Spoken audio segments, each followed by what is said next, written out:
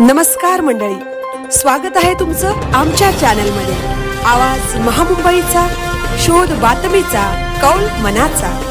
चला तर मग आमचे चॅनल लाईक करा, शेअर करा आणि सबस्क्राइब करा। धन्यवाद।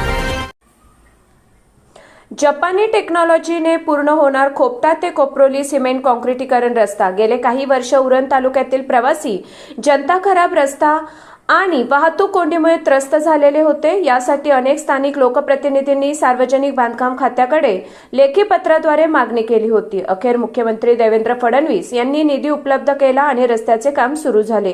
यासाठी पीपी खारपाटील कन्स्ट्रक्शन यांच्या मार्फत हे काम चालू करण्यात आले आहे। यासाठी जपानहून 3 अत्याधुनिक मशिनरी आणून त्या मशिनरीने हे काम चालू केले आहे। हा रस्ता अतिशय सुसज्ज होणार असून प्रवासात होणारा खड्ड्यांचा त्रास, वाहतूक कोंडी या त्रासातून उरण तालुक्यातील प्रवासी जनतेची सुटका होणार आहे। हा खोपटा पूल ते कोपरोली हा रस्ता लवकरच फेब्रुवारीमध्ये पूर्ण होणार असल्याची माहिती उद्योगपती राजाशेठ खारपाटील यांनी दिली।